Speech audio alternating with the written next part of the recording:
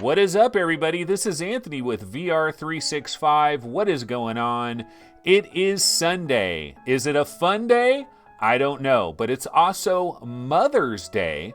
So the first thing I want to do is I want to say Happy Mother's Day to everybody out there, to all the mothers that are out there. Absolutely, we appreciate you so much. And think about it. If it wasn't for you, we would not be existing on this astral plane of existence or whatever the hell we're on right about now. But yeah, happy Mother's Day to all the mothers out there, especially any mothers that actually get into VR. How many mothers are in VR? How many soccer moms are in VR? But we're hoping all of that is going to change in a major, major way with the arrival of the Oculus Quest, the most frictionless VR headset known to man at this point in time. But you know what, guys? Today is a special episode because I am joined by Ruuts. Ruuts is in the building. What is up? How's it going? You got a volcano going on in the background there. You and your backgrounds, like, what is up with that? I just wanted to do something a little bit different, stand myself out. But, I was going to apologize to you, too, for not ever correcting you on my name. It's like you and Zim talk and a few other people so many people were calling me Ruuts that I just kind of just was both, and so I let you call me Ruuts for a year. But yeah, so I'm doing good. Mr. Dimitrov in chat says moms have enough reality; they don't need anything else. They've got enough, but that's why they need virtual reality. Like maybe they'll be able to chill out in Tahiti, put their feet up. I've always had this idea. Let me turn down the volume on this crazy weird trailer. I don't know if you even hear that. Oh, one other thing for Ruuts is on your YouTube feed, go ahead and mute that if you haven't already. Oh, now we got Lion King going on in the background. Go ahead and mute your YouTube feed, and we are like 7 seconds delayed or whatever. And if you're looking at the Skype feed, it's going to be this little webcam here, which is like my little dummy webcam.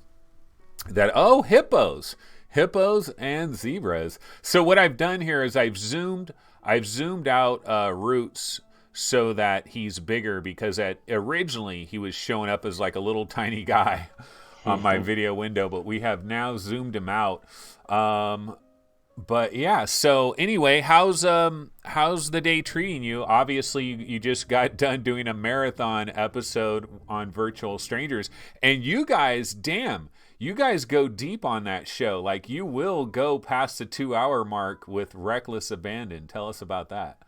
Yeah, it was actually, today was not the day for it, because I was watching the clock and I'm talking to you and I'm thinking, oh God, I got to get to Anthony's show. But that's one of the reasons why I love doing virtual reality, or Virtual Strangers rather, is all four of us are very into the VR games, and we like to go into in-depth, and not a lot of shows go into the depth of the games, and it's where our passion is. So I think it's the best podcast of its kind on the internet. Of course, I'm going to feel that way, right? But you know what? But it is kind of. I mean, it is like it's the best podcast of its kind from a standpoint of actually covering VR games, and not necessarily covering games that just came out yesterday. You know what I mean? Like, you guys will go deep into the catalog. The best thing about Virtual Strangers, honestly, for me, is I listen to your show. Like, I'll be at work. I kind of use it as a podcast. And so I'll be at work. Okay, Ruuts needs more volume. And I will go back and forth between the two. I definitely will. Okay, so I'm going to give you some more volume here. You know what sucks, man? Like this is an off-topic subject, right?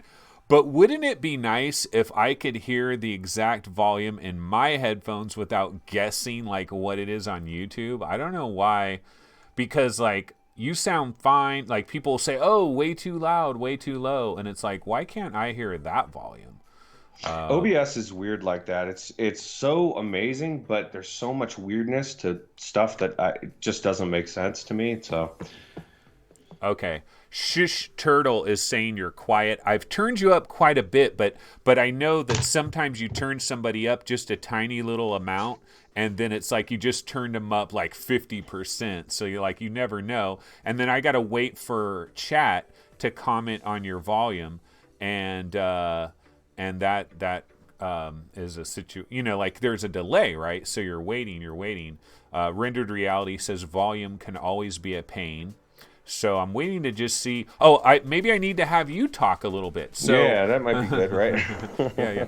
Chris Yeah, Richardson. Okay, go ahead. Well, let me. I guess I'll take this. Because you're interviewing me, but I had some questions, or at least a question that we were talking about in Discord. But like, how have you super sampled it all yet? Because I know even Wes was saying he's got the 1080 Ti and he is not super sampled much, except for in Steam does it by itself, and he's going to start doing it next week, or when the Rift S comes, he's going to check out super sampling.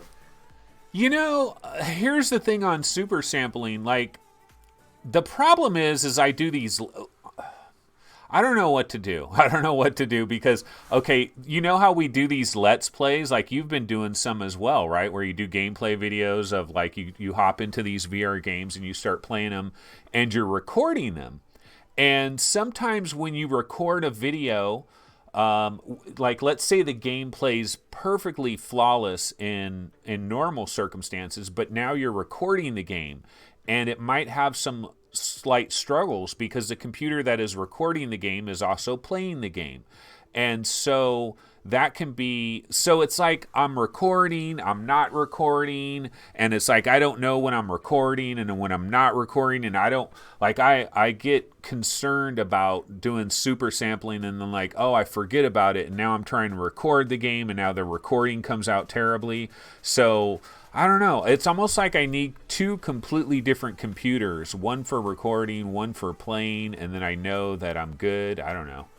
That's the recommendation. If you can get to the point where you're recording on a separate computer, it frees up everything. Because I've even noticed exactly what you're talking about. It's the reason why I didn't do a playthrough of Lone Echo. There was just no way I was going to record that and enjoy it at the same time. And so I just said, screw it, and shut off the recording and started playing it. Yeah. So. Okay, well, why don't we get into a little bit of background history? This is the first time we're having you on here, but I'm going to just tell everybody out there, look, guests are going to be a regular part of this show. I'm going to try to have a lot of guests on because, you know what, everybody has a different perspective. Everybody has a different angle.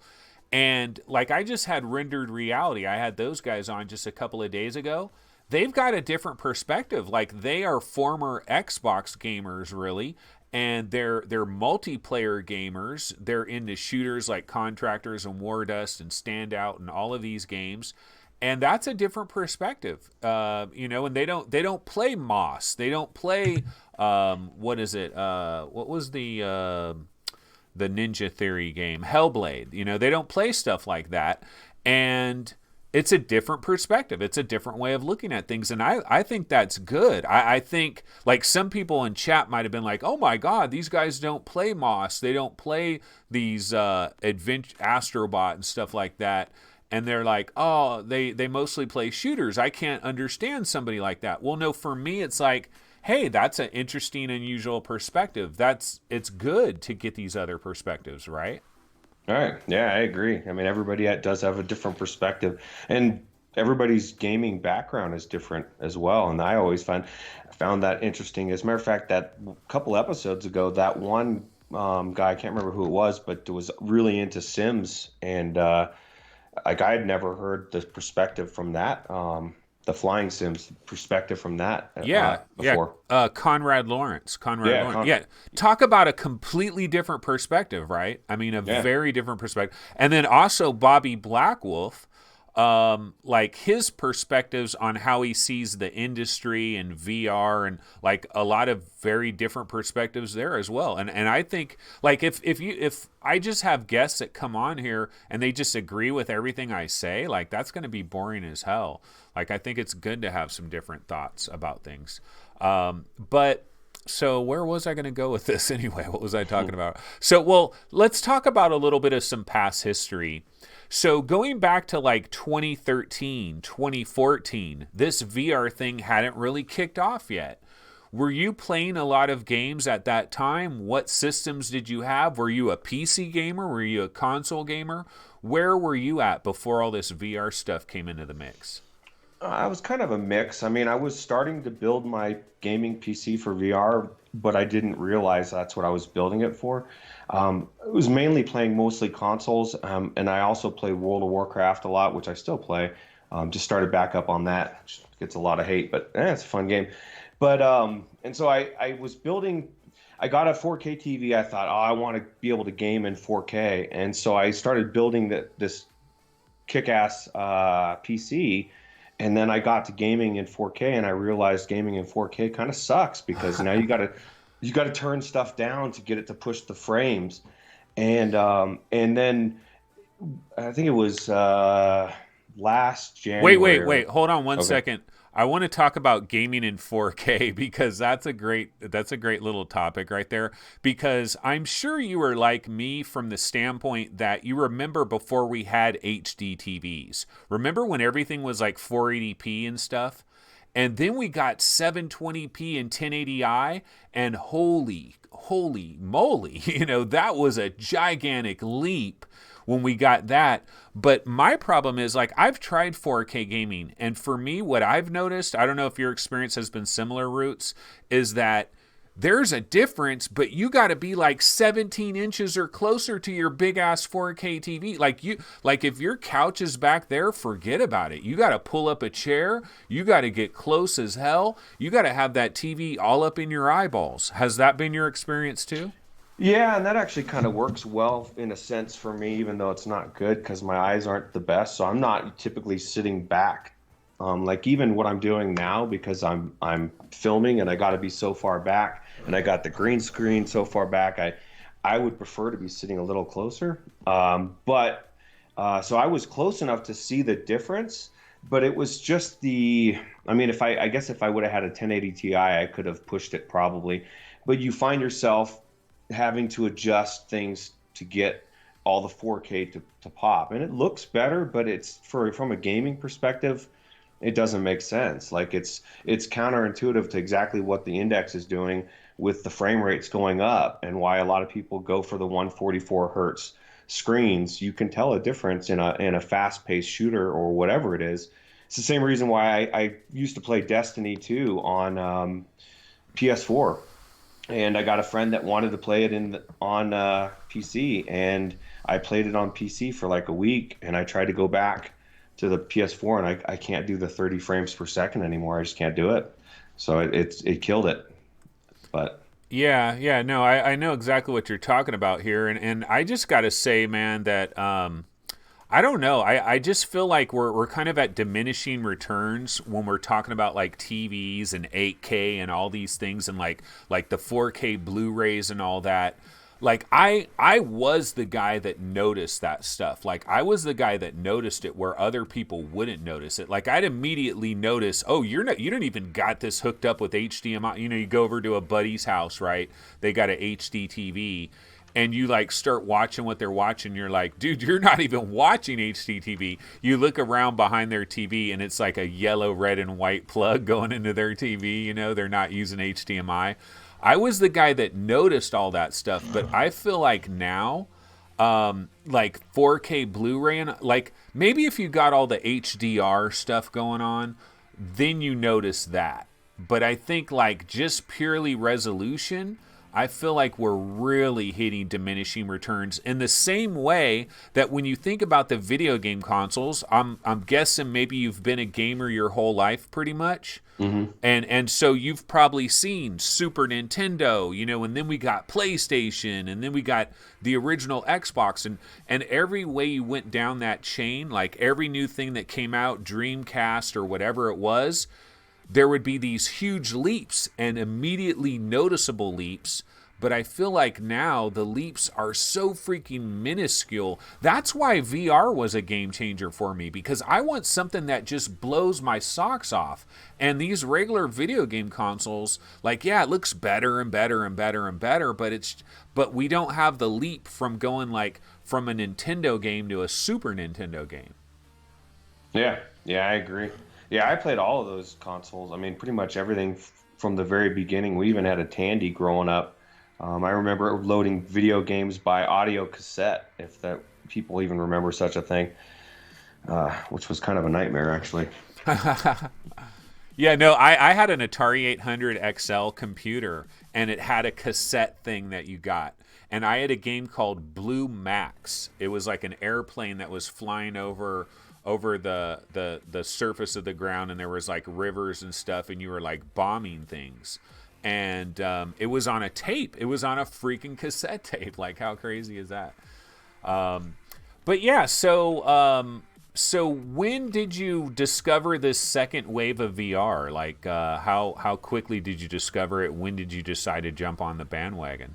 Last January, actually, like I said, I was building my computer. I got it. I mean, I had a 6700K Skylark, which now is a 8700, and a 1070, and I could play everything I wanted to play. And then I don't know, I stumbled on one of Nathan's videos or something, and I started watching VR content. And I'm one of those impulsive people that I just watched a bunch of VR stuff for like 2 weeks, and I got myself going, convinced myself I'm getting this.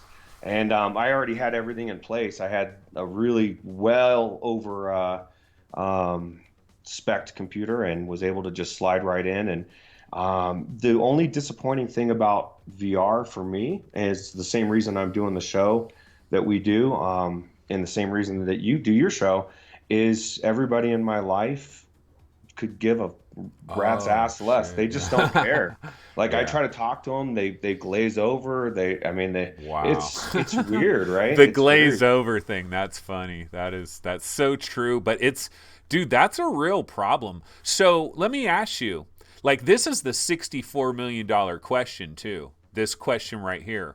Why do they glaze over? Like what is there some key thing that is going to have to happen? Like, will these people ever be convinced? I always talk about VR as this runaway train. It's left the station. It's absolutely inevitable. There's no stopping it. Every man, woman, and child is going to be affected by this technology and AR sooner or later. But am I wrong? Is there some people that just is like, nah, get it away from me. I have no interest. I've thought a lot about it. I think it's two things. My son's 20, and he opened my eyes to this, and this is why I've said on podcasts in the past that VR in ways is shallow.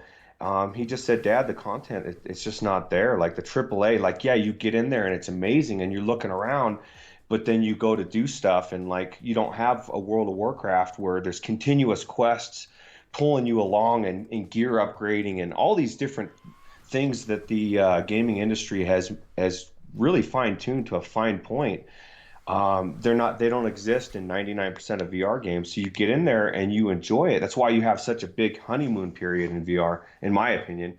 But once that changes, that'll be a big game changer. And the other thing, and people may disagree with this, I almost think we shouldn't have an IPD slider if you can make the software work. It needs to be automatic. Because I guarantee you, people I'm putting in VR are getting in there, and I can't see the lines. I can't see if it's right. I can't see if it's straight. And so they're, oh, yeah, it's good. And then they're sick 5-10 minutes later, 30 minutes later. Oh, this looks blurry or whatever. And it's just so frustrating. I wish you could almost have it show you what they see clarity-wise. So you could say, oh, no, that doesn't look right. It's still a little blurry, because I will spend 5 minutes adjusting things to perfect because I realize it matters. You know what I mean? So. Yeah. No, I hear you. And it's like another problem too. Well, just putting someone in VR, I've found that people have a preconceived notion about like motion sickness, I think. And I think a lot of people psych themselves like they're expecting to feel a headache or dizzy or whatever.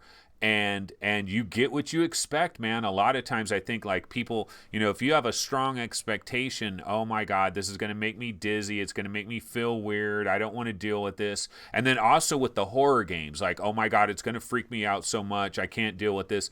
You get what you expect sometimes, I think. And has that been your experience as well? Like people expecting to get sick and they get sick.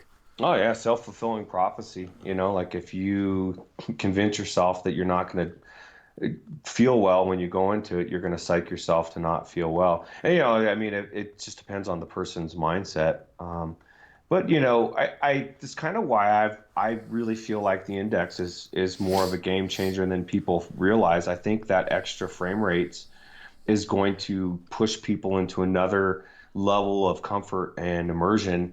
And if we can get fast enough, possibly, I know a lot of it is the moving and your body's not used to that, but I think the higher frame rates are going to make it people a lot less susceptible to being sick. One of the things though, like that you mentioned here is like the whole IPD thing. And I would argue against your point in a way because from what I understand, like stuff like IPD and these sorts of things, like if you go somewhere and you get a quick 15-minute demo, like I got a 15-minute demo of the Rift S when I was at GDC, and it seemed great. Everything seemed great, but that was a 15-minute demo. Like I feel like the IPD thing affects you hours later, like you got to be in VR for a while.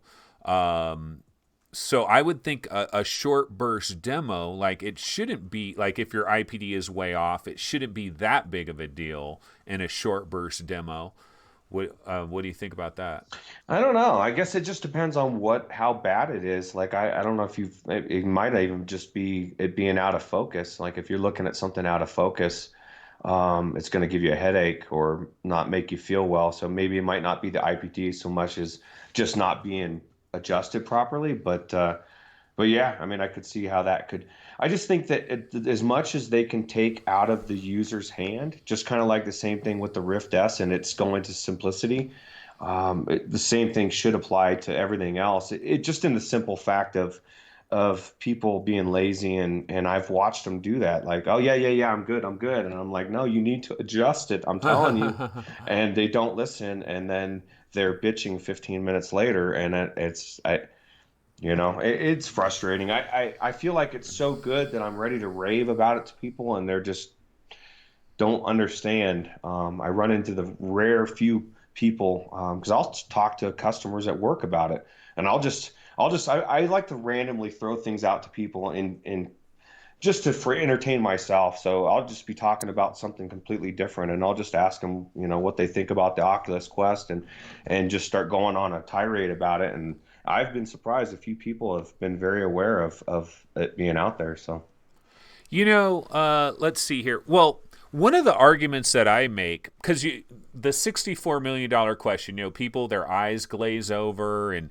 you believe that part of it is that they put the headset on, it's not dialed in, the comfort isn't there, all these other things. One of the things that I believe is just it's not good, like just the actual visuals and audio and FOV, like all of that is not good enough. It's not, and I believe there's going to be this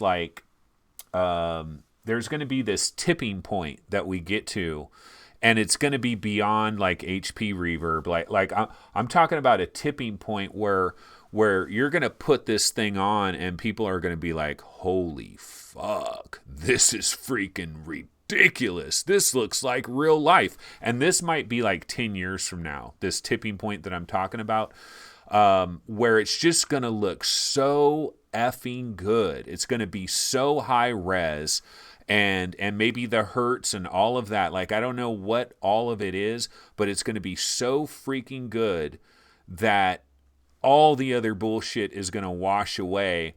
And 90% of people out there are going to be like, oh my God, give me more of this. Do you think that that's a possibility, or do you think there's always going to be people that just like, it could be freaking real life and they're still not going to be interested? And there's people that, as long as they got to put something on their face, they're not going to like it. Like, cause even that's why I started doing flat gaming again at times, because I can't stand. I would get to the point where I would be sitting here thinking I want to play something, but I didn't want to put the thing on, and so I would do nothing. And so it was really bizarre, and I'm sure some people have felt that before. Um, but but yeah, I think it's going to be more, I said it before, more content based. Like, I go back to Shadow Legend VR, and in my Let's Play I did of it, I was giddy, Anthony. I was like giddy in the beginning of the game because the gameplay felt so good. Like I was like, oh my God, I'm swinging on these things and I'm doing things, and just the way everything felt. I think when they nail that, in my opinion, when Valve puts out whatever game that they've got planned, it might be Boneworks, whatever. I think that is going to be a game changer as well, because we, as VR enthusiasts and lovers of VR, will put up with a lot of jank. Like, I mean, a lot of jank. So much so that people are still raving about Pimax, which blows me away. It's the jankiest freaking thing I've ever seen. Yeah, it's got a wilder field of view, but they break every other day, and you can't return the product. God forbid something's wrong with it. Um, but people still rave about it. So we'll put up with a lot of jank for VR. So Speaking of all these little problems that we're talking about here, like trying to answer that $64 million question, wouldn't it be awesome if you could talk, and this is the problem, but like if you could talk to somebody at HTC or somebody at Oculus, especially like Oculus, Facebook Reality Labs, like somebody like a Jason Rubin or a Nate Mitchell, but if you could talk to them where they had the chains off and they could just talk freely, because they know all these problems, right? They're intimately aware of all these problems, but I think a lot of times maybe they don't want to like you don't want to talk about all the worst things about your own industry, the things that are holding everybody back and the things that are preventing everything from being beautiful. And so I have a feeling like Candid, they're not going to talk about all these key issues, but I mean there's so many little factors. You got factors where some people are self-conscious of just putting a freaking VR headset on their head, like they think they're going to look too silly, or like for example, we're going to have these quests, right, and we're going to be taking them to gatherings, family gatherings, birthday parties, events, and we're going to be evangelizing this thing, and the Quest is going to be beautiful for that because of the 6 degrees of freedom. There's no wires. You just throw it on your head. Bam, you're in there. And so I think it's going to really help out. But there's going to be people that are watching this happen, and they're going to be like, oh my God, I hope he doesn't come over to me. I hope he doesn't come over to me. I don't want to put one of these things on my head. I don't want to look like a silly goofball. What are people going to think? Like, that's an actual real thing. Can you believe that? yeah, that's crazy, right? And think about what they miss out by having that thought process. Because if I could go back a year and a half to never tried VR and think never trying it, that thought like wrecks my soul. It wrecks my soul, because it's so good, and it opened my eyes to what's gonna be the future. And even though we don't have everything I want now, I don't think we're that far off. I think we're closer than we think to some really amazing experiences and games. So you were kind of late to the party then. So you're saying that you joined VR basically January of 2018? That's Yeah, when. and I was just telling Wes and Lethal Wes and Mainfan and Alex in the Discord the other day that I believe, and of course it's again my opinion, but I think I came in at the perfect time. Like the touch controllers were already out. There was a ton of games, a lot of sales all the time, and there was no waiting and trying a bunch of crappy indie games hoping for anything to come out. So yeah, I feel like last year and forward is it's definitely a good time to join VR. But one question I have though is like, so in 2016 when the Vive was coming out and the Rift was coming out, and initially there was a lot of hype, like, oh my God, Ready Player One, all this stuff. Um, did you see this like in your periphery and be like, oh, that's kind of funny, this VR thing, or you just weren't It, even aware of it? it wasn't even on my radar. I mean, I knew about it to some extent, but for some reason it just wasn't. Like I said, I was like in World of Warcraft, and I was thinking building my computer for everything I was using it for. And I never even really thought VR was quite a thing yet. And then, like I said, on YouTube, I started seeing these videos, and I'm like, whoa, like, what the hell is this? And within a week or two, I knew everything about the VR industry, so much so that I was already convinced to get the Rift instead of the Vive because of the touch controllers. And just because I would find even people on the Vive subreddit saying, admitting that they wish they had touch. And I know there's people like MameFan that love the Vive wands, and I say that's awesome. I don't know that I would like it. I never tried it, but it just looks like a big remote control. And I've gamed for 40 years, or almost 40 years, and I've always used a joystick. So why would I change now? I'll tell you what. Like we shit on the Vive wand a lot. A lot of people do, but the one thing I will defend the Vive wand for is in April of 2016 when I first held that thing. That shit was some space age technology when I first held it and touched it, because it was like, oh my God, this is so incredible, and the touchpad, like it all, and it feels like it doesn't feel cheap. Like that's one, like I know the Vive wands are like ridiculously expensive, and I know they break and they have problems, all kinds of different problems, and I've had problems with mine, but they don't feel cheap when you first get them. And in 2016 it did seem kind of space age, because I mean, you talk about Oculus, like they had an Xbox controller, like they didn't have, like people forget they didn't have a motion controller for a whole year. It was a whole different thing. So what hardware do you have right now? What's the different VR hardware that you have now? Right now, just the Rift. I think I'm going to pick up the Rift S on launch day and plan on getting the Index when it comes out. And somewhere in between then, because I've got a reservation. My reservation says August 31st. So somewhere between May 21st and August 21st, I need to buy a 2080 as well. So it's going to be tight. I'm going to be Wait, eating ramen. what's your video card right now? 1070. 1070. Super, Okay. yeah, the super clock. So it's worth going up. If I had a 1080 Ti, I wouldn't upgrade to a 2080. And I was thinking about getting the 2080 Ti, but I decided to get the Rift S instead and use that $400 for that. It makes more sense. Okay, so you've never, like, what about PlayStation 4? You don't own one of Oh, those at oh all? yeah, you're Oh, right. I did forget. I do have the PSVR, so um, the I forgotten stepchild, huh? yeah, well, and it's definitely the better of the two in regards to gaming content. The amount of games that keep coming out and the level of the tiers. It seems like each tier keeps going up. So my prediction, my Nostradamus Junior prediction is that PlayStation for a time will overtake PC VR when they switch hardware and get closer to the specs. They won't be as powerful, but content-wise, it's gonna be night and day. Yeah, so this is going to be like 7 seconds behind, but I just threw on the Blood and Truth, story trailer, which this game, hey, it's only like a couple of weeks away, right? This Mhm. Blood and Truth is May 28th. It's not that far away. And did you play PlayStation VR Worlds? Did you play London Heist?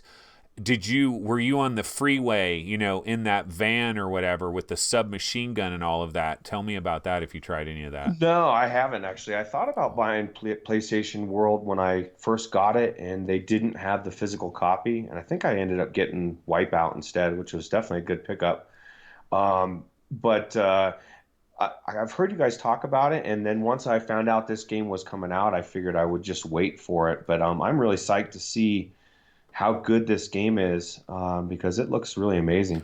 Well, see, it's probably showing for you now if you have your YouTube on here. But the thing about the thing about this engine that they're doing here with London Studio, and it looks like they've got a number of scenes where you're in a car, you're driving along, which is great because damn it, it feels like you're in an action movie. I highly recommend. I've seen PlayStation VR Worlds go on sale a lot of different times for like $10, $9.99 or something, on the PlayStation Store, like the digital version, or like on eBay or whatever. Grab a copy of that, because just like the shark cage, even danger ball, like all the little things that they got in there, but mainly London Heist. But I know you're probably going to be grabbing this, so you're probably thinking, the hell with it, I'm just going to play Blood and Truth. But these human characters, like that guy right there, like one of the things, and they have a guy looking you in the eyes, like they know where your eyes are, right? Well, I mean, they know where your head is. And so they kind of predict where your eyeballs are. And I'm kind of amazed. We've had VR now for 3 years, and I can probably count the number of experiences on my hands of having a character that is like looking at you, they turn away, they look at you, and they're aware of like where you're located.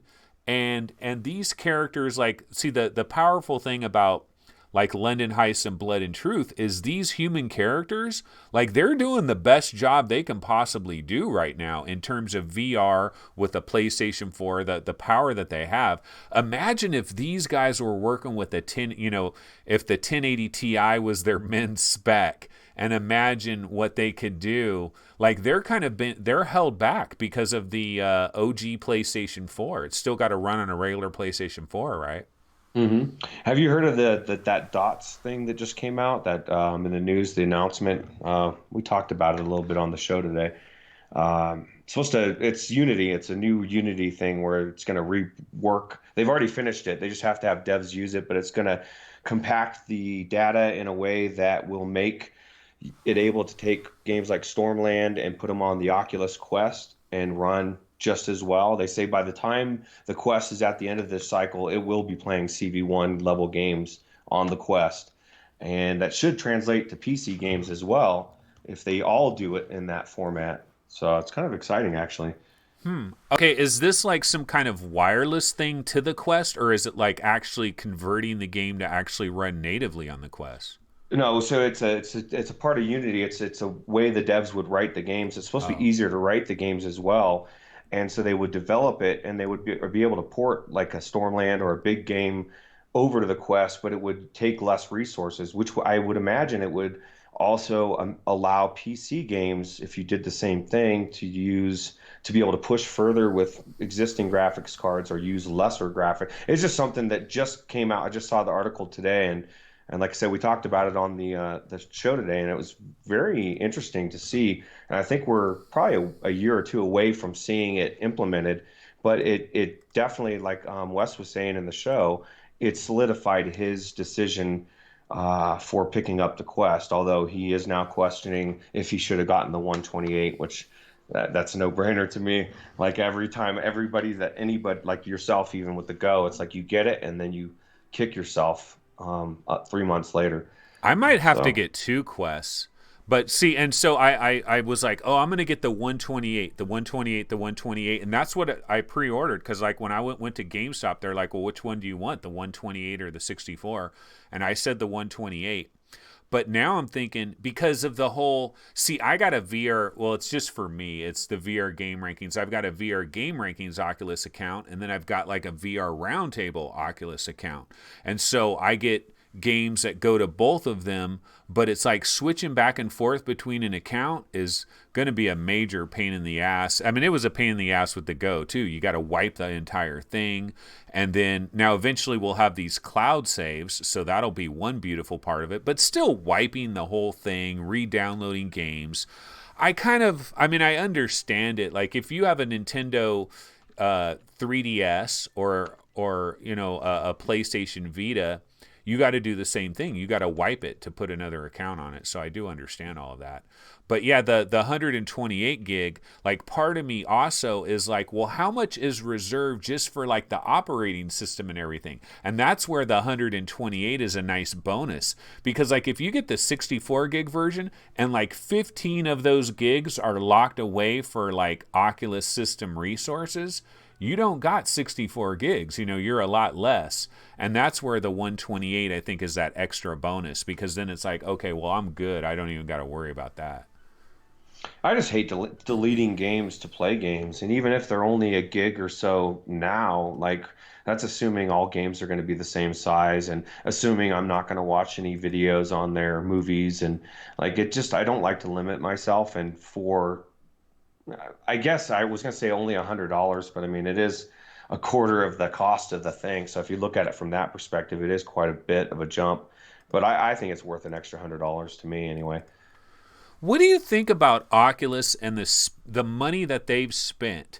Because they had this like $250 million pot of money that they were using on a lot of different things. And some of it went to like Epic Games for like we heard, it was rumored that basically Epic Games got $10 million for Robo Recall. We know they gave money to like Insomniac and to 4A Games for Arctica 1 and all these different games.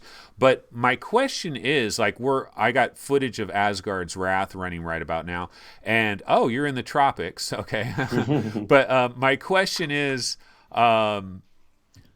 when you look at PlayStation VR high-end games with really high-end developers, like the Blood and Truth footage that we saw a little bit earlier, and you look at the human faces and they're talking to you and they're looking at you and they're like handing you things and you're grabbing it, and it's like extra like all these things add extra immersion.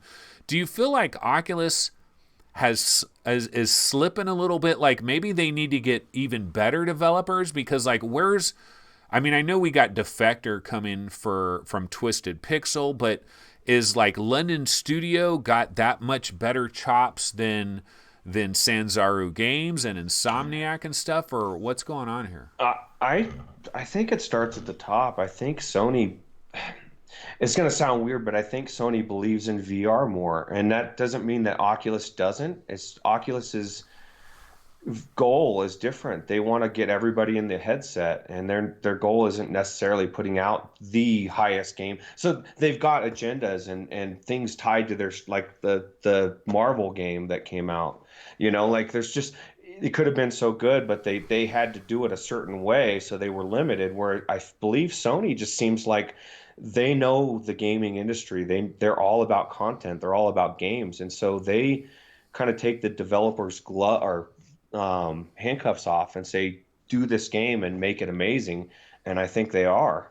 And if you look at the limitations that PlayStation has, and yet it's still growing at the rate it is for PSVR, it's all about the games, Yeah. But I mean, what I'm saying is like Sony's putting some really great developers on a few different games here. But they're not putting Naughty Dog on it, you know what I mean? They're not putting Sucker Punch on it. But they did take London Studio and said, hey, here's a bunch of money, here's a bunch of time, freaking go to town, man. Let's see what this VR can do. And Oculus kind of did the same thing with Insomniac, with 4A Games, with Sanzaru, and some of these other developers. And they're doing it with Respawn, and we haven't seen what the Respawn thing is. The only thing I'm saying is, why don't we have characters that are looking at us, handing us things? And because maybe when we start to get into some more AI characters, like imagine if you had a character that was like, Ruuts, look over here, and like because they know where you're looking. They know. Eventually we got to have headsets though that are like analyzing our facial muscles and stuff, and knowing, oh, this guy's kind of bored or this guy's disinterested, and we got to have like deep learning and I mean machine learning and deep neural networks and all this crazy shit. But eventually all that stuff's going to come, and maybe that's the secret sauce that is going to get these people that glaze over when it comes to VR. They're not interested. Yeah, that's very possible. Okay, so what about PlayStation VR though? Because you have a PlayStation VR. They're in an interesting scenario here as we're transitioning to a new generation. So probably November of next year, PlayStation 5 is probably going to come down that pipe. It's probably going to be around 500, $400. What do you think Sony is going to do in this transitionary period? They've said that the existing PlayStation VR is going to work on PlayStation 5, Hmm. but they've also got to do something, there's got to be a PlayStation VR 2 as well. How do you think Sony's going to navigate the first couple of years of PlayStation 5? Well, they're already starting. They just released Mage's Tale PS4 Pro enhancement, which gives you super sampling and a bunch of other things. I think they're going to start putting those out for a lot more games. Developers will, with the intention that the PlayStation 5 will be pushing more graphics. So it'll be double-edged, doing it now for the Pro and for the future-proofing the PS5. And then, I don't know as far as, you know, I'm still torn. I mean, it makes sense to release them separate from a financial standpoint, but like Oculus, even though they're different things, like if I say I'm a VR fan, I don't have to get the PS5 and the VR2. I could still only get the PS5 even if they were released at the same time. So the understanding, or at least most of us have thought that they would be separate, but I could also see a case for them being put together as well, or maybe coming out at the same time anyway.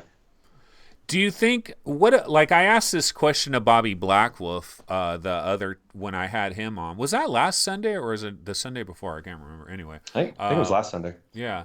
So I asked him this question, and I'll ask you the same question. Is like, so the Oculus Quest is this thing that is imminent, right? And I personally feel like Sony, Nintendo, and Microsoft, like if you're going to be in the video game toy market, which is like you go into a Walmart, you go into a Target, they have a video game section, right? And they have a Nintendo Switch there. There's a PlayStation 4 there. There's an Xbox One S there.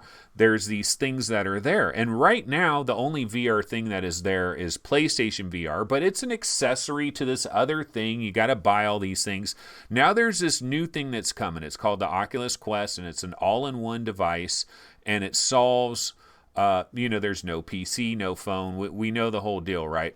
Now, the point I'm trying to make is not the Quest 1. Like, I don't see Bobby Blackwolf in his show.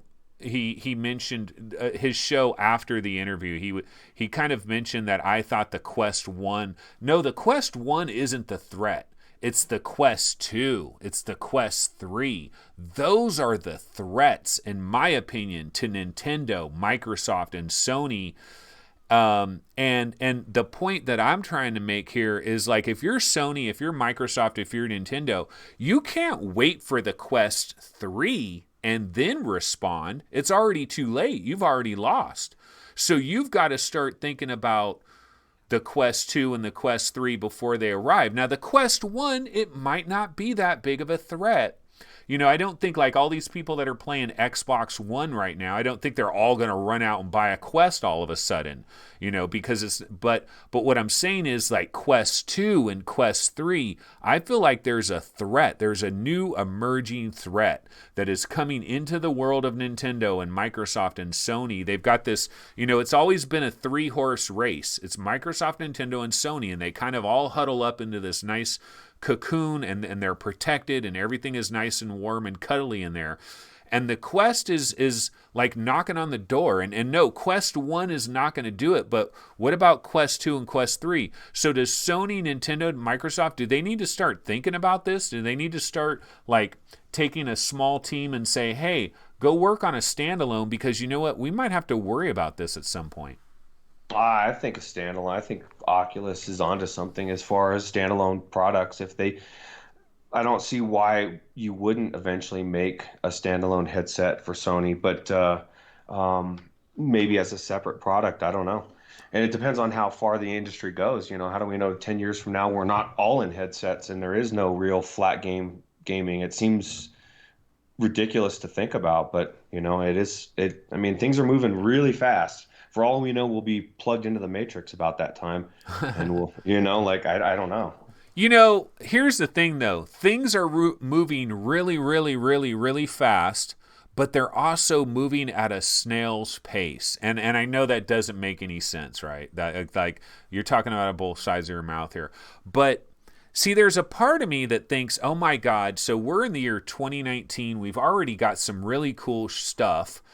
And just think what they're going to have in 5 years. And then just think what they're going to have in 10 years. Oh my God, it's going to be revolutionary. But then there's another part of me that thinks, well, honestly, you think about the internet in 1995, you think about the internet in 2005, was it like a freaking revolution? Not really. It was kind of, or like you think about cell phones in 2000, you think about cell phones in 2010, was it like they were in a whole new world after that? I mean, so what I'm getting at here is like, yeah, things move freaking at a breakneck pace, but they also move at a snail's pace simultaneously. I don't know. Am I talking out of both sides of my mouth? No, what you're describing is them.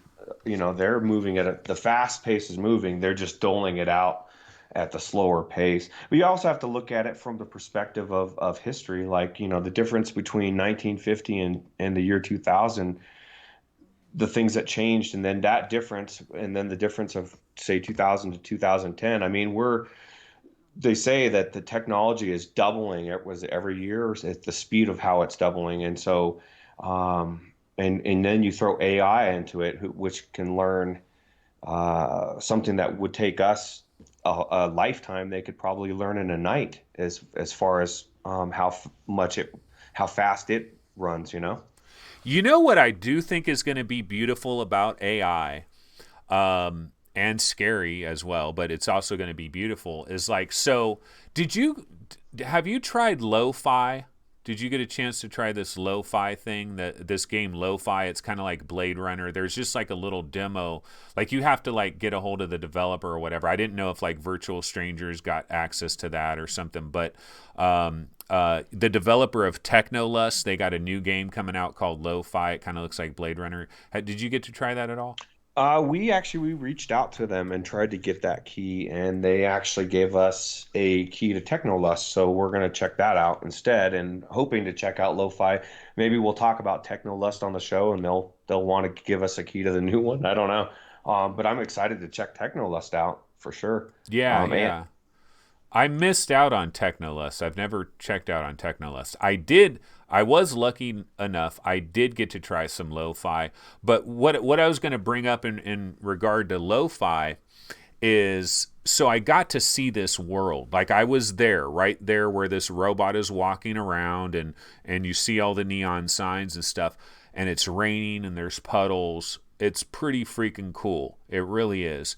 However, when you are actually in there, and I gotta say, look, this is freaking like pre-alpha, super pre-alpha, like it's proof of concept practically. So like this whole entire thing could completely change. It could be totally different.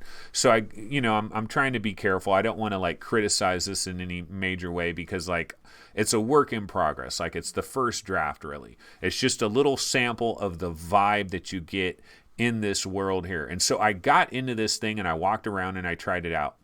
But one of the it is incredible. It looks Blade Runner-esque, absolutely. And you're looking around at everything. It's awesome. But the downside is you start looking closely at things, and you're like, yeah, this does kind of look like Blade Runner. But, the more I look at these walls, the more I look at this little alleyway, there's like, I go into this little back alley and there's nothing going on in the back alley. And, so like the more things get better, the more you also notice every little bad aspect of them as well. And the reason I'm bringing this up is I think eventually with AI, with like this machine learning and these neural networks and stuff like that, I don't know if you saw that one video where NVIDIA basically showed you how AI could like almost create its own GTA-esque city scene, right? And they showed you what it looked like.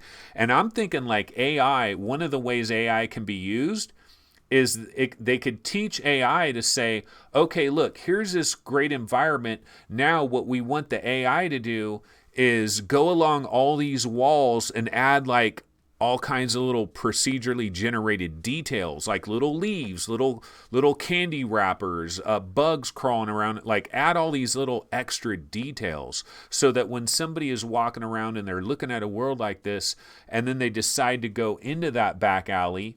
When they go into that back alley, it's not just going to be a bunch of textures with nothing really going on. There's going to be detail there as well. And I think that's something that where it's painstaking for a developer to try to do all of that, but where AI can just kind of like, okay, we're going to enhance everything. We're going to add all these extra details. We're going to make these bricks have textures on them that are more varied. Yeah, I agree. I think that's going to be huge. What you're describing would be filling in all the gaps that make us that's pulls us out of immersion, right? So you're going to see all these little things that we are used to seeing in real life, even a quarter on the ground or just whatever. Or maybe you walk back in that alley and there's a homeless guy taking a piss. I don't know. I mean, not that I want to see that in the game, but you just don't know. And the AI, it could also be used for this too. Like if they know it's you and they know that you've played the game, maybe the AI switches it up. You know, maybe it can change the story or I mean, there's just so many possibilities. You know, think of an AI story, one of those storybooks, those read-alongs where you would switch the page, but the AI is in control, and every little choice, literally little choice, can change anything. Maybe you trip over the curb, and I mean, who knows? Like there's infinite possibilities with AI, and I agree with you. It's exciting, and it freaks me out because yeah, the AI is learning so fast that at some point I kind of feel like we will hit a Terminator moment where it will decide we are the threat, right? Yeah.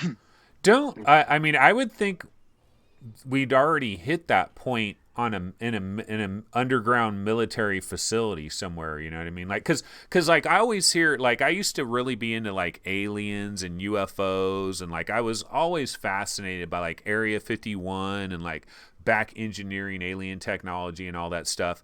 And I'm not talking about aliens or anything, but what I'm talking about is like when I would hear about this stuff, like they would get somebody, like occasionally they would get somebody from Area 51 and they'd be like, no, there's no aliens, but we do have technology that's 30 years ahead of what y'all got out there.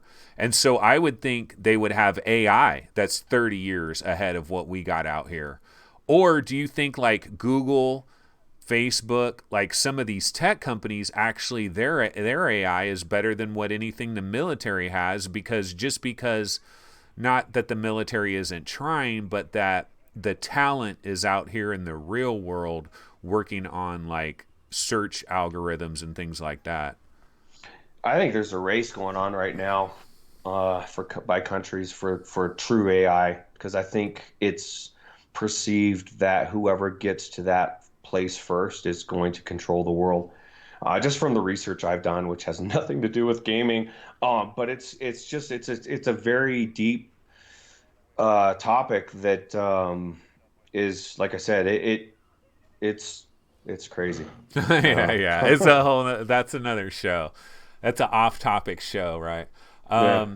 Okay, so what about like, so since you did get into VR in January of 2018, you started playing VR. Like, what, like if a buddy of yours like, dude, I just got an Oculus Rift. I just bought a Rift S, on May 21st. And I don't know nothing about VR. What should I play? Like, what would be some of the things you would recommend people to get into? It depends on what they were looking for. Like if Edge of Nowhere, the one that you used for I mean, if somebody likes a platformer game and atmosphere, that thing blew me away. You know, you're talking to somebody. My first game I ever tried in VR was Minecraft, and I don't know how the hell that happened, but like I got in there and I'm looking around and I'm thinking this isn't even VR. Like I'm playing on a screen and I'm running around, and then it dawns on me, oh my God, I'm in a Minecraft room.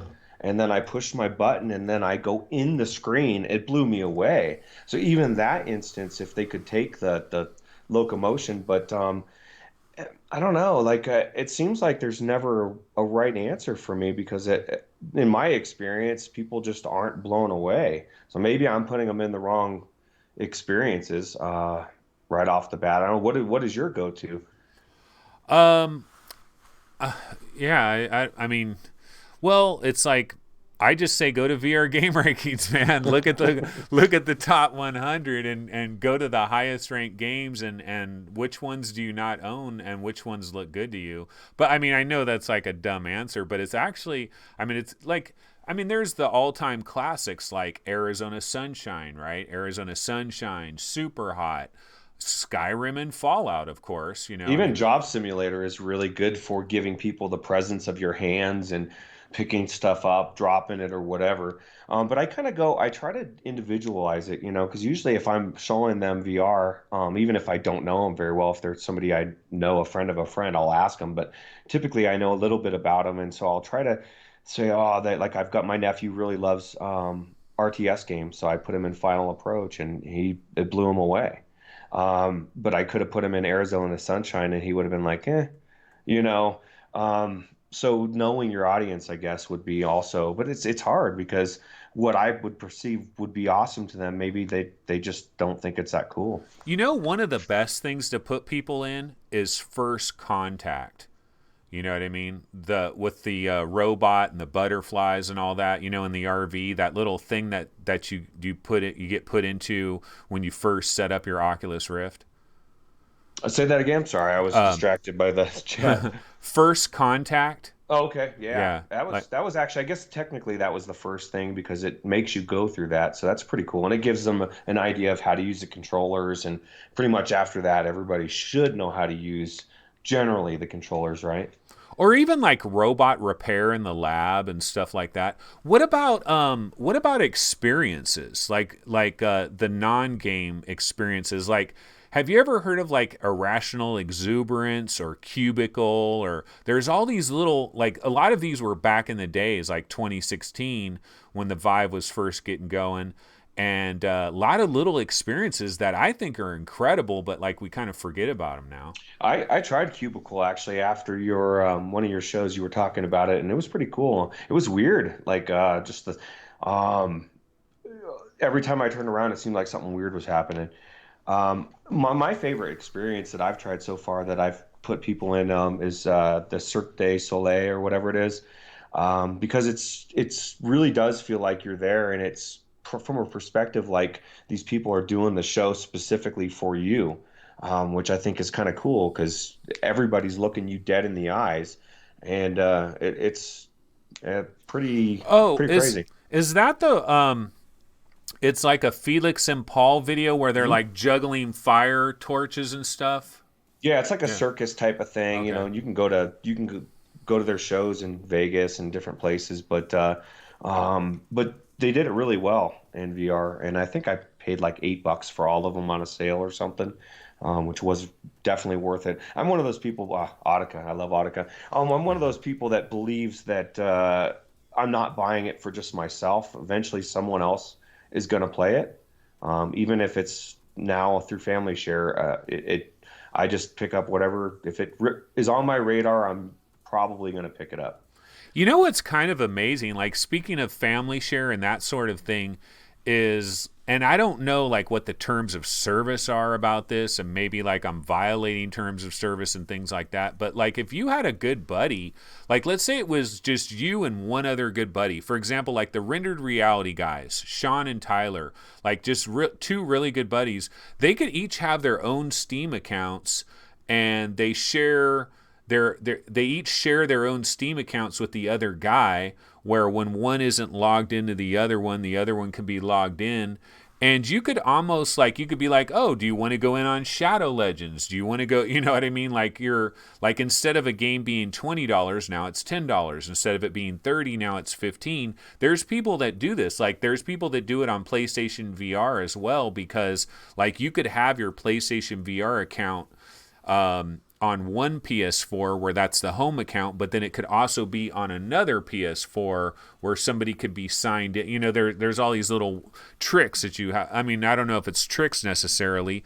And again, I don't know like if these things are encouraged. Like, you never hear people like come out and say, yeah, we're sharing games. We just share accounts, and we just buy our games half, we each pay money. But like you're in Virtual Strangers, you guys are trying games, you get keys from developers, and I'm sure what you like, this is what we do with VR Roundtable. Like a lot of times a developer isn't giving us like 4 keys for everybody on VR Roundtable. They give us 1 key. It goes into the VR Roundtable account, and then I'll log into the VR Roundtable account at a certain time, and then Steve will log in at some other time. Or so you guys probably do that as well. What do you think about that? Because it's kind of something nobody really talks about. I think that I'm a big believer that, the terms of services are what they are, what they intended to be, and what is allowed are two different things. I buy 95% of my games from Steam. I've almost stopped buying any Oculus games at all because of this exact point, because Steam gives me incentive to do that, to do just that, So, and I'm an Oculus Quest, and I kind of put in one of the chats that, I'm not concerned about like crossplay. If I've played it on the Rift, I don't care about playing it on my other thing. So that's not a selling point for me. It would be cool if I bought it, if I had a Quest and I bought it and was able to play it on my Rift. I guess the other way I might be a little bit more enticed, but I don't know if it works that way. Do you think regarding the Quest, so you're not grabbing one of these right away as far as I know, right? No, I'll get one eventually. It's not that big to me, just because I don't have anybody that wants to check it out anyway. So what am I gonna? Now I can take the Quest and bug people in their own house, even though they don't want to be bugged in my house. So Yeah, I yeah, no. just I yeah. hear you. So it's and I've got so many other things on my plate as far as the Index and the Rift S and a video card. I can't justify one now, but I definitely think it'll be worth having down the road for sure. The one thing that I think so like see the way I understand it, and if I'm putting words in your mouth or whatever, you can tell me here. But the way, like, the gist that I'm getting from you is like, look, I've got my man cave. I can play my Rift there. I've got a high-end PC.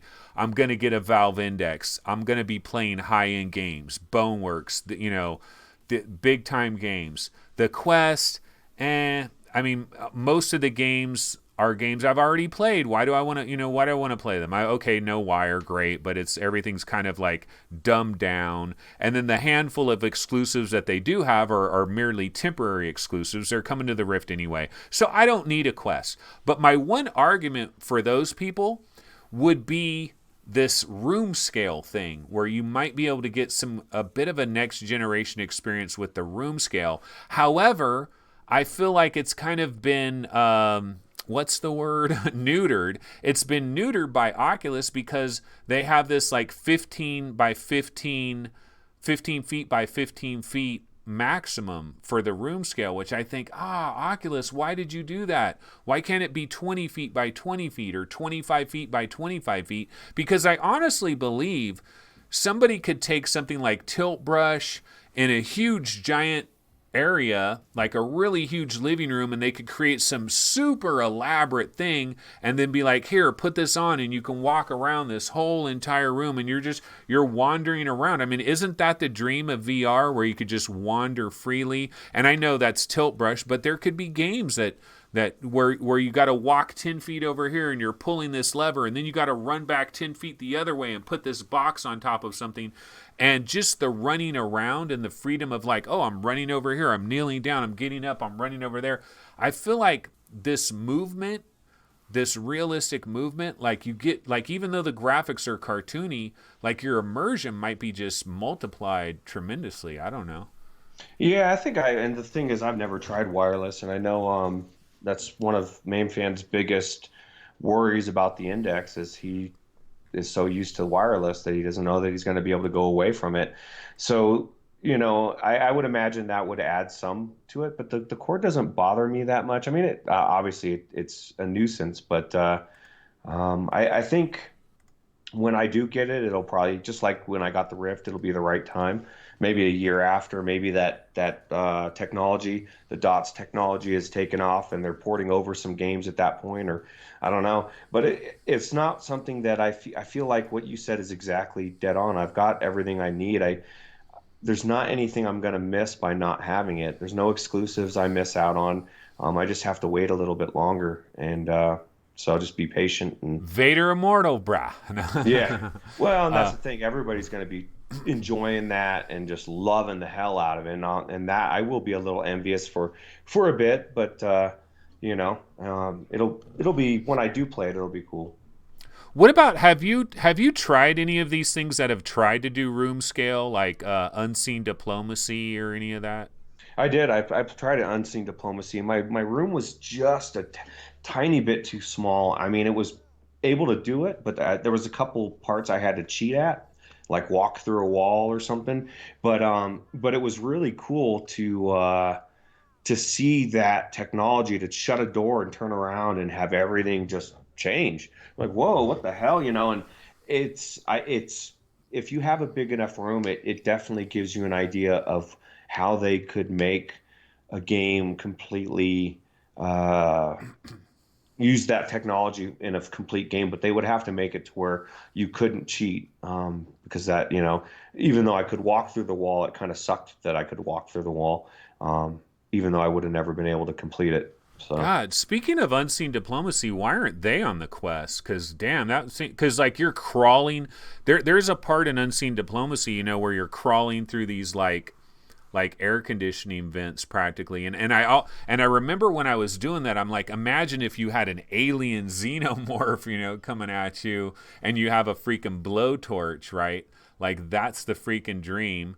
But I don't know. Because when I first got my Vive, I was Mr. Room Scale, man. That's all I wanted was room scale, room scale, room scale. And I wanted to walk around. I used to do this dumb thing where because in the early days, it was a lot of teleport, right? In 2016. And so I would teleport somewhere, but then I would walk and I would walk, and then I would get to the edge of my boundaries, and then so I would teleport. Like, I don't know what I did, but I would like walk backwards, and I would teleport. I'd walk forward, because I was like, I had this thing where keep walking, keep moving, move as much as I could, and then as soon as I get to my boundaries, okay, turn around and then walk the other, or whatever, change, switch view and walk. I was like, walk, walk, walk.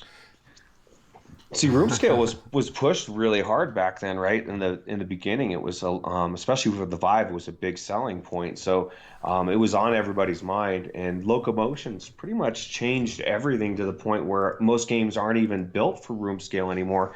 And then you add on top of that the Lethal Weasel VR moments where you're punching your TV. Like, we've all punched something. So that all goes through my head. So if I don't have to move around very much, I prefer not to. And it's kind of a shame because the roof scale is amazing, but how many people are going to hurt themselves with the Quest running into a wall, or, because that tether a lot of times was what prevented you from really getting too hurt, because you knew it was there, right? Yeah, and I totally believe that's why Oculus has this 15 by 15 hard limit. They could do 30 by 30, I think. I think the technology can do it. They're probably, from a liability standpoint, they're like, look, we don't want people walking off balconies and things. And, so 15 feet by 15 feet, they feel like it's a small enough thing. Okay, so I'm running a trailer right now. This is the HP Reverb trailer. And the reverb, like, I don't know if it's really out there or if it isn't really out there, but I know that MRTV has it. He did a review of it. I haven't actually seen his review yet. But, I mean, I know there's caveats and everything, but so you do have an order in for the Valve Index? Yeah, I got a reservation. Okay. What's weird is I put it in. When I put it in, it said July 31st, but then when I went and checked the email, it said August 31st. So either Oh, they've got snap. the Now you're ability. scaring me. You're scaring me because I'm July 31st too, but I don't Well, know. It's in check the. your email because I Yeah. didn't look closely at it. I thought either one of two things happened. Either they went into my email and physically changed it after the fact, which pretty sure didn't happen, or I just didn't pay close enough attention. So it may say August 31st on yours. That would be a nightmare. Valve, someone from Valve, please save me.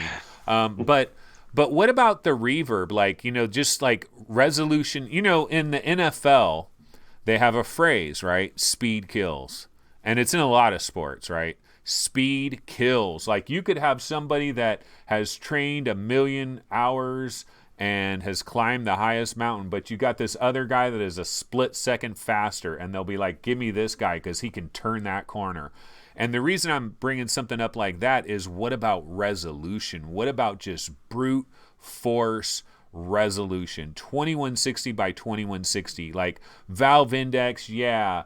Hertz, schmertz, double lenses, all that crap. Give me the I mean, I'm not saying this is my argument, but some people might be like, F all that noise. Give me the resolution or give me death. Tracking would be my number one avoidance, but I'm spoiled with 4 cameras. But I kind of look at it as the same argument for 4K TVs, in the sense that, at least that I made. Yeah, I had a 4K TV and I wanted to game and have all these colors, but now I had to tune back all of my graphics, because to run it at the right frame rate, I just think, unless you got a 2080 Ti, I don't think a reverb would be a good idea. Now, I don't know. Maybe a 2080 would push it well, maybe even a 1080 Ti, but I don't know what that, like you said, the diminishing returns, or where that the trade-off would make sense to me. And then I believe, and then of course maybe I'm just built buying the hype, or what is going on with the index, but I do believe it's going to be a game changer. I just, everything about it, I mean, even the fact that it's LCD, even though everybody's freaking out about that, it's going to be clearer, and the subpixels and just everything about it. I think that's the headset to watch. Reverb sounds pretty good, for at least for the people that do sims and stuff, and those people, if you have a good enough graphics card, it could be really good. But I think the tracking for me would just kill me. Yeah, the controllers probably will kill me more than anything, because, I mean, I'm not an Oculus fanboy, but damn, the controllers, I am a fanboy of the controllers. Now, I don't know about these new ones, though, because the new ones are these new controllers are a little bit different. But the thing about the reverb, like, I had the same fear you had. Like, I was like, yeah, that's great, but where's my 2080 Ti? I ain't got another $1,400 that I need to spend right away here. But MRTV, he has a 1080 Ti, and he said that he was running Skyrim at like 200% super sampling or whatever in the reverb, and wow. It was still working, and the graphics are now. I still need to. I haven't watched his review video, so I'm sure he probably talks about this, and I've kind of saved his review video, but I need to check that out. But yeah, maybe, because, I mean, reverb, like, their minimum spec, they say they recommend like a 1070, I think. So, like, you can still do this reverb thing. And then just the pure resolution bump, even if your graphics card wasn't up to snuff, you could undersample, and you're still going to basically damn near eliminate screen door. But, when it comes to all the different things that we get to in VR, screen door, God rays, the FOV is like a scuba gear mask, the headset is uncomfortable. Like, what is your biggest pet peeve? I know for Gary it's God rays. Like, God rays is a huge deal for him. For you, like, what is the number, like, if you were in charge, what's the number one thing you would try to take care of? God rays don't bother me very much at all. As a matter of fact, I turned the what was that Mura thing off, the spud tool, because I couldn't stand the smeared, weird colored blacks. I don't know. Comfort is a big thing. I want clarity as well, but I think going the easy route, or less friction, is definitely my biggest thing. If we can get past the friction of even the headset, that is one thing I will say about the Quest. To go from not playing to playing a game in 2 seconds doesn't sound possible in VR, but apparently it is on the Quest, right? Yeah. I've heard 8 seconds from being, or whatever it is. Yeah. 8 seconds from, like, I don't know if it was from actually being turned off and then being in Beat Saber and hitting the first box, but I know Zim talked about it on one of those F Reality episodes. Yeah, damn it, I had a question, now I totally forgot what I was going to ask you. You got any questions for me about anything? I don't know. Let me think of what. Well, I could talk to you about this Valve Index. I got the video running here. What, like, of the different secret sauces that this thing entails, you got these dual lenses, you got the 135 degree, well, possibly 135 degree field of view. You've got the refresh rate, of course. I mean, what about this? What about the crazy headphones? You know, these little speakers that are going to float outside your head. What do you think about that?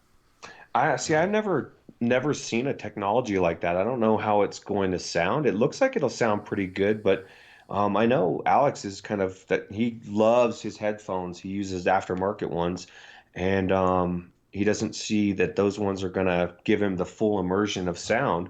So then I don't think they'll bother me, but I think that they'll come out with some kind of a audio strap or some kind of an attachment that will, give people what they're looking for. Well, But I would. you could use regular headphones with this thing, I'm sure, but I think the sound is actually going to be better. My only worry is your environment. It's your environment. Like I got a washing machine right outside this door. You know, I got a dryer, people mowing their lawns, barking dogs. What about that? Like, have you been in VR and then you hear your wife yelling or Well, something, everyone and you're like, damn, I was immersed, and now I hear somebody yelling, or I hear a phone ringing, or every once in a while, mine it's typically not. It's usually my phone or something. But yeah, it breaks you out of immersion. And I would imagine if you had a loud neighborhood, you might not like those headphones as much. But I would say as far as everything on there that's going to be the biggest asset, aside from field of view, if it is what it is, I think is the refresh rate. And I don't think people realize how big that is, and I think that's what Valve was talking about when they said that it's the game changer. have you Uh, ever played Polybius though, or Chorix on PlayStation VR? Because I, those are supposed to run natively at 120 hertz, but I didn't notice. I mean, Polybius is very smooth. It's very smooth and very comfortable, but I didn't notice any game changer. But maybe there's something else, like the low persistence and all of that. You know. I've only played Polybius on the PC, so I don't know. I can't speak to that. It did seem smooth even at 90. But I would imagine that they say, at least from the tested video I saw, that they say it adds immersion, and I know the human eye is like at 1,000 hertz or something. So I would imagine the closer we can get to that, the more normal it'll seem uh, compared to, going. I don't know. It baffles me going backwards on the hertz, and I'm still torn on whether I like that or not. They tell us 72 is fine. They tell us 80 is fine, but why did they do 90 then? Because you know what? It's fine. Like, see, that's where it goes back to my 15-minute demo thing. You know, you go to all these different events, PAX East or whatever, you get a 15-minute demo. 72 hertz ain't going to bother you in 15 minutes. It might bother you when you've been playing for an hour and 35, though. That's the difference right there. And so that's why a lot of these, like, there's all these review videos out there, and everybody's doing their reviews of the Oculus Quest and the Rift S. And the thing that I would tell people is, you know what? Until you like, I can't get a product and have it for a week and I can give you a review. Like, I've had this for a week. I can tell you what I feel about it, but you almost need to have something for like 3 or 4 months, and then you really know it. You know what I mean? Hmm. Because you need that. You need to know what it's like when you're using it every day. And like, there's going to be, I guarantee you, all of these headsets that are coming out, Reverb, Valve Index, Rift S, Oculus Quest, Acer Oho, like all these different headsets, there's going to be little weird nitpicking things that we had no idea they were going to bother us, and then they're going to bother us. There's also going to be things that we love about them that maybe we never heard from anybody, and we find out we love these things about them. But there's always going to be these things. Like for me, with the original Rift, the OG Rift, like, my biggest problem with that thing is it starts like it's pinching the sides of my face when I get up in there. And so I can only play it for about 40 minutes, and I got to take a break. I can't do these 3-hour Skyrim sessions because it just gets too goddamn uncomfortable. You got the VR cover on there though, right? Not on my Rift. Okay. That was one of the best things that I invested in is that it's kind of like a little pillow on your face. But it definitely no, I don't get that. I don't have they sent me two. I got the really thick one and then the normal size one. The thick one just took away too much field of view. I didn't like it at all. So you got you jumped into the bandwagon with a Rift, right? That's what you Hmm. got. So I'm guessing, have you bought a lot of stuff on the Oculus store, and are you kind of tied into that ecosystem? My question is, like, when the Valve Index arrives, like, what if you ultimately get the Valve Index, you're playing it every day and you're like, holy shit, this is the bee's knees, and so you're all about that Valve Index. But what about all that stuff you bought on the Oculus store? I mean, sure, you can use Revive, but you probably haven't experienced Revive yet. And I know Revive should be better with the Valve Index because, like, it can more closely assimilate an Oculus Touch controller. But there's always going to be jank, with using something the way it wasn't maybe ideally designed to use, like Stormland or Asgard's. All these games were made very, very, very specifically with those controllers and with that system in mind. You can play them on your Valve Index, I'm sure you can. But so how are you going to deal with this? Because you've been in this Oculus ecosystem all this time, and now you're going to throw in the enemy. Well, the enemy. Yeah, I stopped buying games quite a while from Oculus just because they're not as friendly about their returns. Because I do believe that if I buy a game and it's completely crap, then I'm gonna return it. But and then also, like I said, no family share. So I haven't been buying as many from them for a while anyway. But my plan, that's one of the reasons why I opted to go from the 2080 Ti that I was planning on getting to the 2080 and then picking up the Rift S is I can still play those games with a more like a higher quality screen and still enjoy them on the native headset that it's designed for. And I don't know what I'll do with my old Rift. I was thinking about giving it to my son or something, but he said that he probably wouldn't even use it. So, and that's a 20-year-old. See, I'm baffled sometimes. It baffles me. Well, you But know what? My kids, see, I got teenagers, right?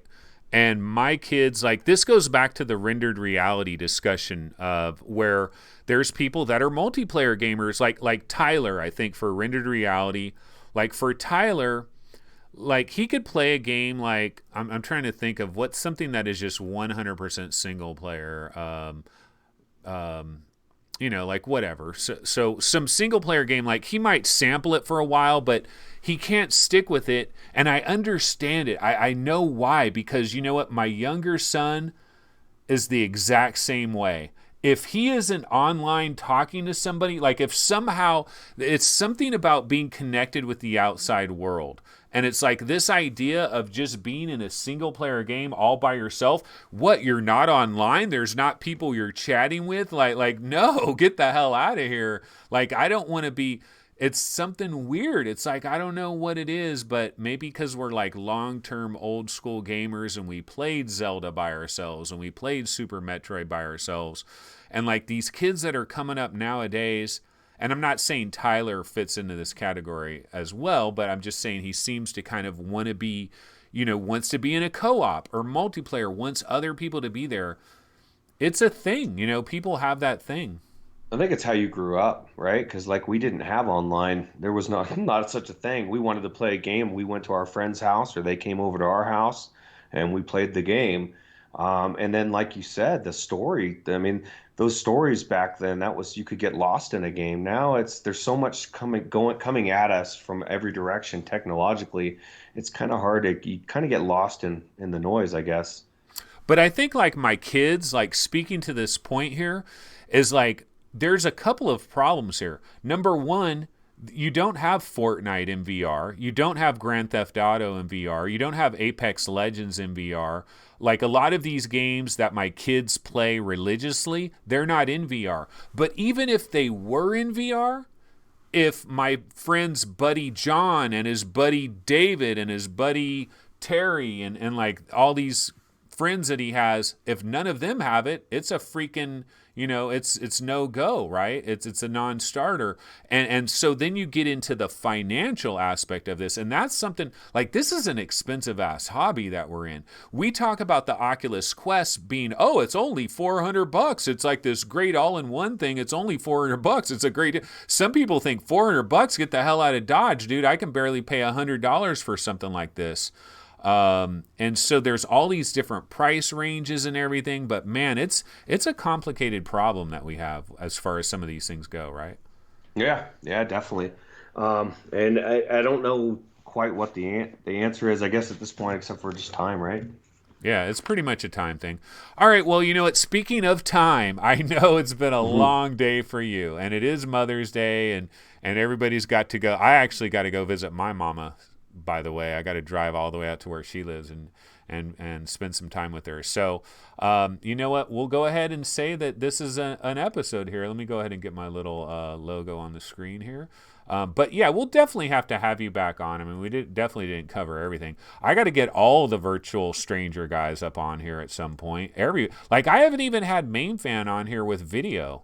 Since I got my video working. Like when I've had MainFan on, it was just audio only.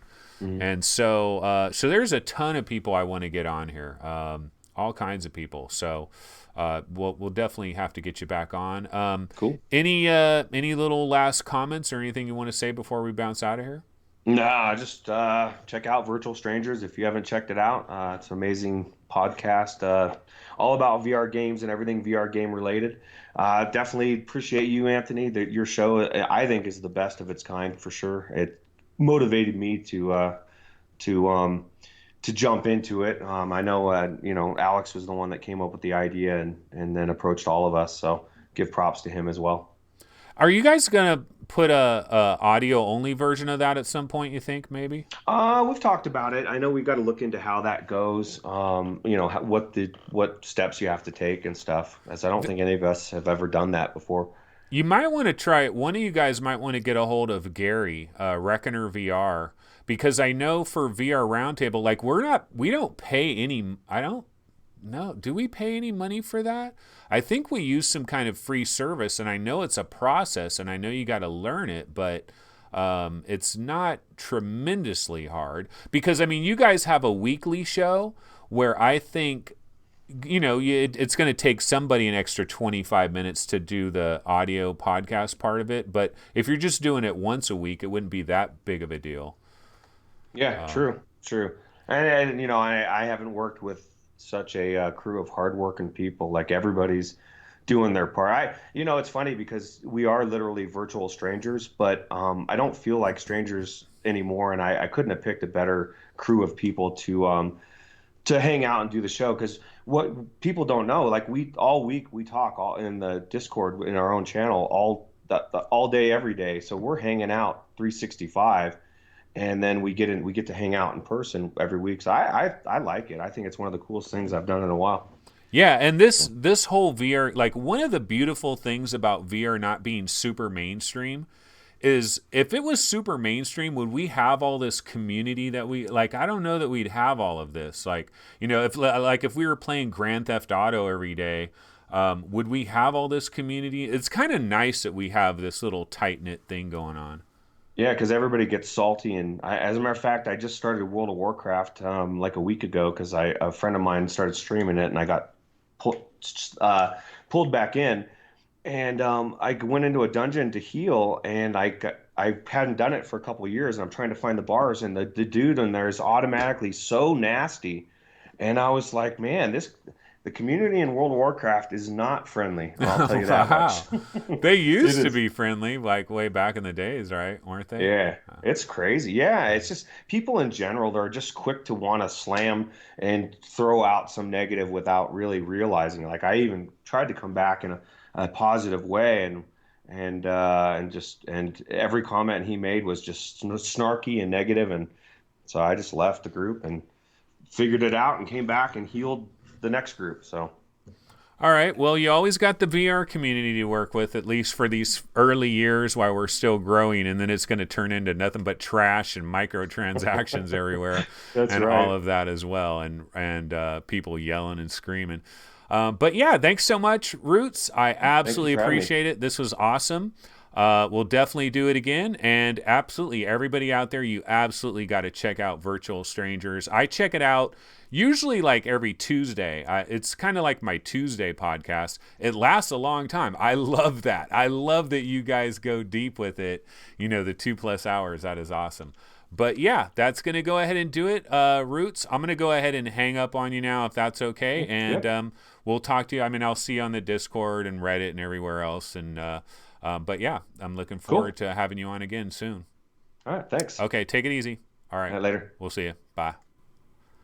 All right, well, that was Roots. Thank you so much for joining me. I appreciate it. Now I can move my camera back over here. And one thing I will apologize for, guys, is I had it in that little small window. I didn't want to leave it like that the entire show. But what happened is we were late getting started, and I didn't get a chance to set all the other windows up with his video stream. And so I just said, I kept thinking, should I go to another window and spend like 3 minutes trying to get him dialed in while the show is going live? And I was like, no, I'm not going to do that. So apologies for that. Normally I would try to get that situated before the show started, but we were coming in hot with, he just finished doing a marathon episode with Virtual Strangers. So much love to Roots for enduring a marathon event, because it is absolutely, like, he did that whole entire show, and then he's coming on my show and doing that as well. And I thought he was a very accommodating guest. I thought he had a lot of great takes, a lot of interesting thoughts. And that's the beautiful thing about having people come on, like new people come on. You get these new takes, you get these new opinions, you get these new impressions, different viewpoints that all these different people have. Everybody brings their own experience to the table. That's why I love these interviews. I really do. And so I'm going to be doing a lot of these interviews. In fact, I've got some more interviews that I have scheduled for next week. I think it's going to be exciting. I think a lot of like different viewpoints, different takes, multiple guests at the same time. Like a lot of stuff is coming up. I'm looking forward to all of it. I think it's going to be really awesome. So please go ahead, hit that like button. Make sure to subscribe to this channel if you haven't already subscribed. Also, oh man, I forgot to thank any of my Patreon supporters. Oh well, we're too late now. It's too far in. I'll have to do it on the next episode. But thank you so much to anybody that has joined our Patreon here. We had a number of couple people that just joined up recently.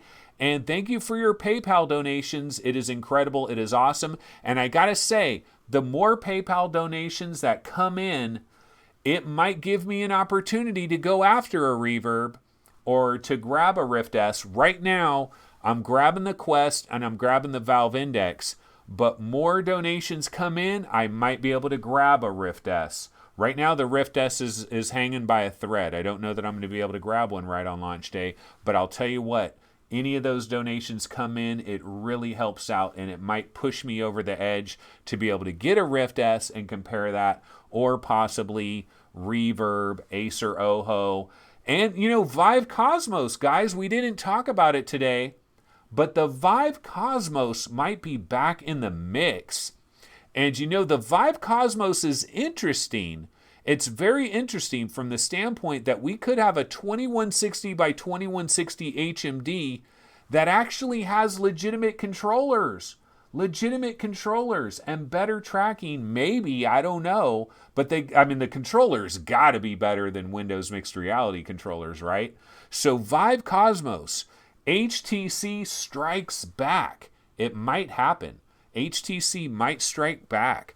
That would be crazy. Who would have thought that? But yeah, I got to get some lunch. I'm starving, and I got to go wish my mama a happy Mother's Day. I got to bring her some flowers, a Mother's Day balloon, a card, you know, all those kinds of things. So make sure to thank your mamas. Put your VR headsets down. Head to the store, buy some flowers, visit your mama, give your mama a call. And everybody knows some mama out there, right? Even if your mom isn't around or whatever, there's some other mother that's out there that you could probably thank. So go ahead and do that. It is Mother's Day. It's a beautiful thing. All right, I'll see everybody tomorrow on Monday. And remember, Monday we go back to 4 p.m. Pacific time. So you won't get this show until 4 p.m. Pacific time on Monday. I'll see everybody then. Have a wonderful Sunday. Take it easy. Later.